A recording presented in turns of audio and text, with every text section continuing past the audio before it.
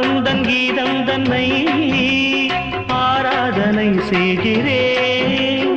கண்ணங்களில் ஒருவான் வண்ணமே கண்டேன் இங்கே மலர்த்தேன் கிண்ணமே.